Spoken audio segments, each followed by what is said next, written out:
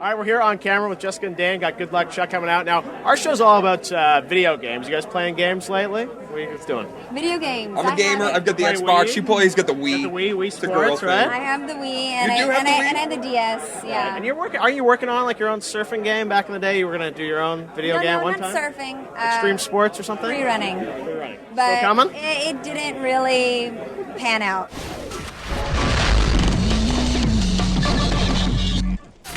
Everybody, welcome back to Gamehead from Comic-Con 2007. It's a geek fantasy here. There are lots of big games coming out based on some of the properties here. One of them is The Simpsons, the game.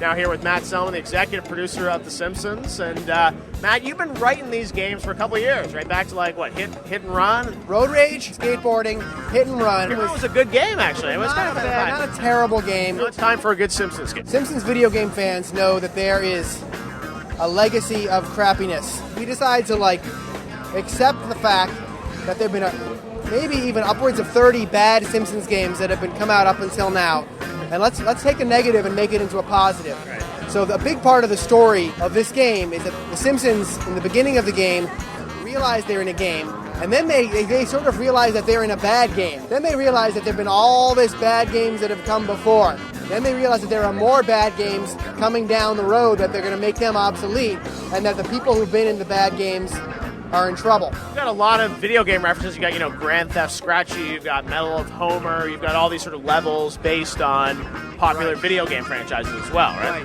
Like basically when we started talking about what the new game would be, all the game companies would have been perfectly happy just to do Medal of Homer as a game. Like, that's just the game. Oh, we'll just do a World War II parody, the way we did a bad Crazy Taxi parody. They would have been perfectly happy to do that. But we decided to go with EA because they really had a passion for following our vision. Right. What happens if the fans watch this, they tape it, they put it on their TiVo, they say, Matt says it's going to be good, it's going to be great, and then they go buy it, and they're like, it still sucks. I just say blame EA. The thrill of victory and the agony of virtual defeat. Thousands of fans wildly anticipating the brutal competition that's about to begin. This is not football, and we are certainly not on American soil. This is Korea's sport of choice. This is esports in the land where it all began.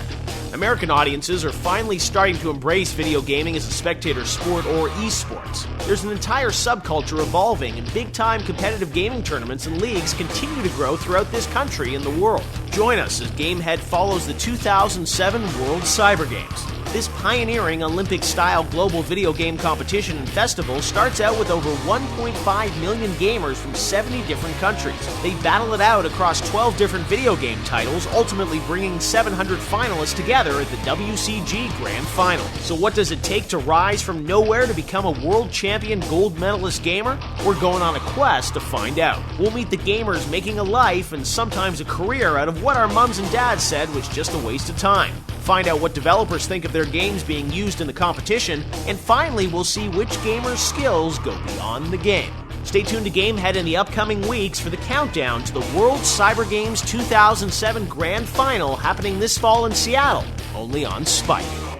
Rocco, my man. Hey, how's it going? How you doing? Good to see you. What's happening? How's everything? This is the Mega 64 booth. How you doing? Good to see you, man. This is Mega 64. What's the latest hotness for Mega 64? We just released our new Final Fantasy 12 skit yesterday, and we just did some new ones. We did NBA Jam.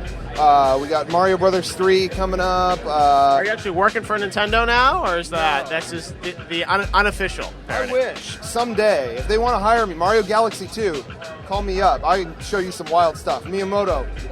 Come on, we're brothers. And you've also got, got frag dolls for girls. You've got your own little men's gaming league, right? Exactly. We got Sexy 64. We're just trying to, it's been years in the making, but we're trying to get people, to finally realize that guys do play games, and, we're just as important. And hopefully we're making leeway there. Sexy 64 right here, right, guys? These guys are sexy, right? Trying to, Sexy fun. doesn't get, just our persona, basically. We just ooze sexiness. Guys play games too.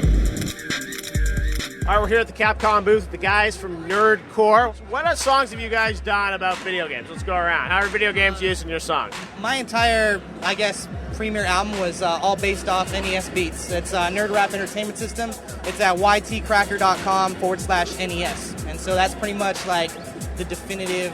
That's one of the quintessential nerdcore albums that you ever get. We got a song called Play to Win on our next album, which is about playing to win, getting past the boss, gotta save the princess, whatever the cost. That's kind of how the hook goes. Hey player, can you feel me? I'm here with my boy Jeff Keighley, and we're here for Spike TV, bringing it up because we're here for real. See, at the SDCC 2007. Nice. All right, we're still touring the floor here at Comic-Con 2007 at the Blizzard booth. I'm here with Chris, the creative director for Blizzard. Now, Chris, first of all, congratulations, 9 million World of Warcraft subscribers, right? Thank you. Yeah, it's pretty crazy.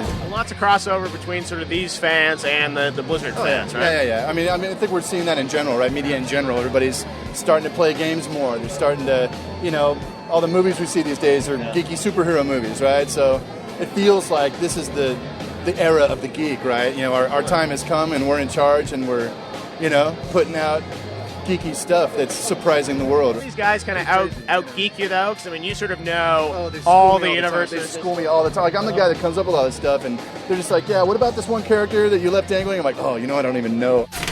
Coming up next on Gamehead, we hear what the cast of Heroes thinks about their recently announced video game adaptation.